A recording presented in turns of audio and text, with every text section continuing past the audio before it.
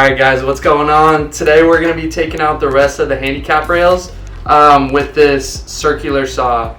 We have a 7 1/4 inch 48 teeth Diablo blade on this right now. We've used a bunch of other brands and we found that the Diablo one works the best by far. The other ones just get so dull so fast.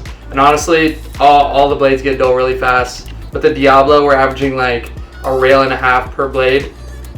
We have 19 rails, so it's honestly been a little bit expensive, but compared to everything else we've seen on YouTube, this has definitely been the cheapest. When you have a brand new blade, this thing literally cuts through steel like butter.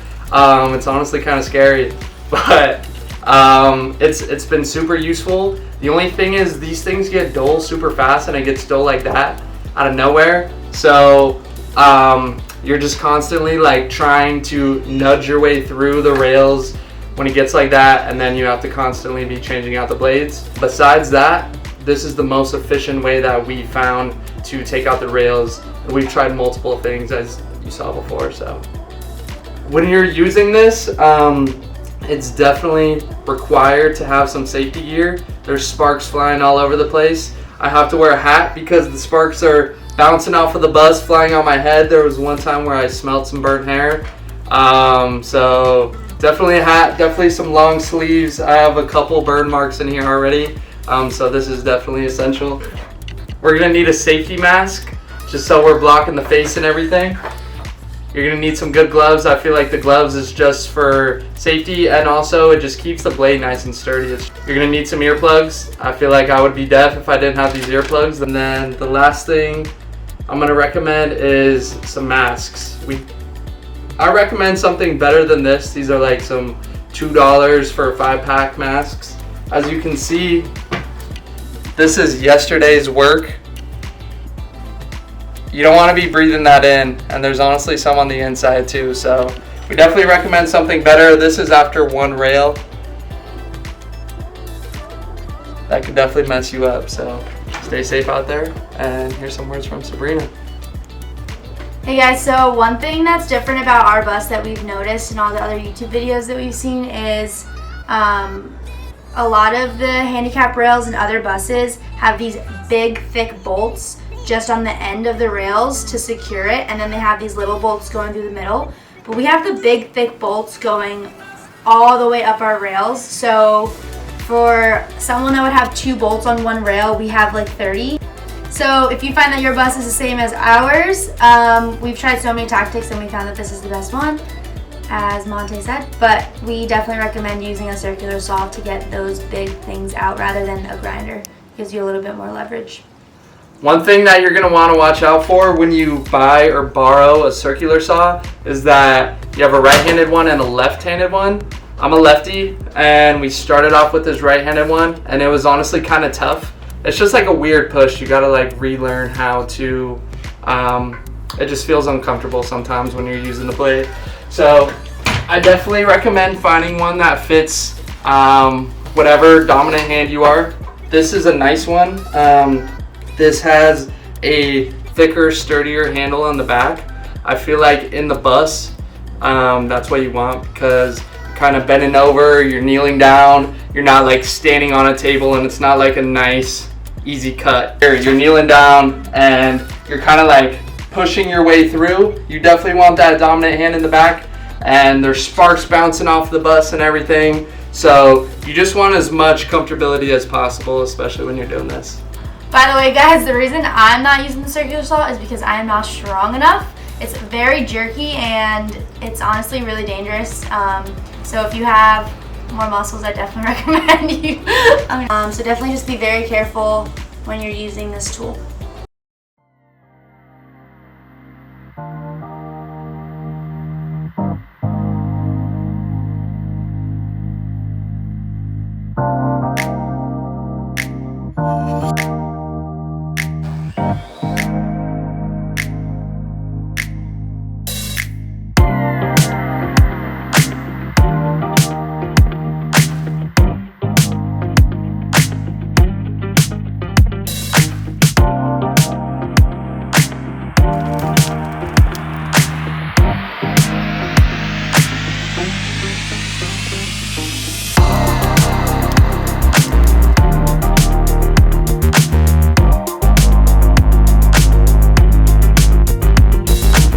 Alright guys, so from here, we're literally going to crowbar these bars up.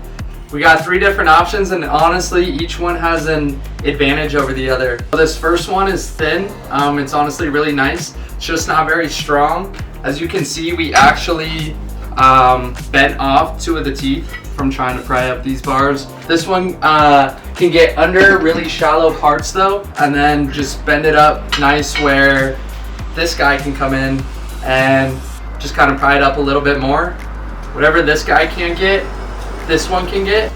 We just use this one last because it's so big, and when you get into the rails that are in the corner, it's hard to like find good leverage to be able to push it up. So let's show you guys what we're gonna do. And whatever these guys can't get, this guy gets. Yeah. Another thing is that you want to be wearing safety glasses because these bars are going to be bending, and you don't want a bar in the eye. But to start these guys off, you want to make sure you have a clean cut right down the middle of a bolt. So if you come right over here, Sabrina, you can see that this was a pretty clean cut right in the middle. I think we're going to be able to pry it up. If it's not a clean cut, if the cut is off to one side or the other, you're going to have a tough time pulling these bars up. Even though you have a cut through the bolt, just a little bit of that bolt will hold it in together. So you got to do your best to get right through it.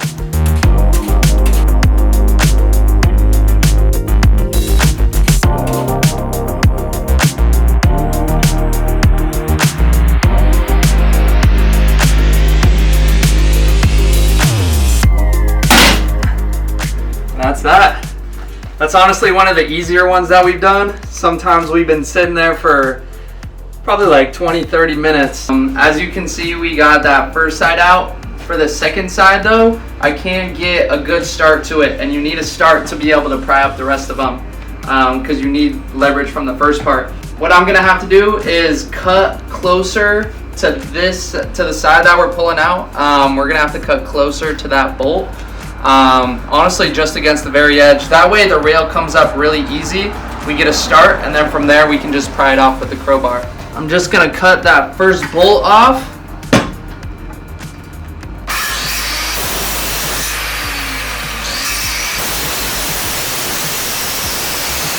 Now as you can see, this first bolt is cut off. It should be easier to pry up. It's not gonna come off right away, but you should be able to get underneath it now. As you can see, it's moving a little bit. Now we just gotta find our way underneath it. This one is more like the rest of them. Getting that start is definitely the hardest part.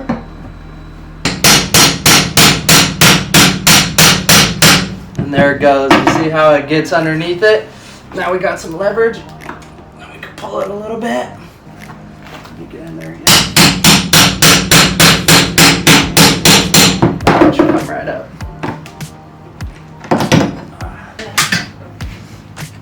Yeah, now we can get in there and start prying them off one by one. So is that first start? Yeah.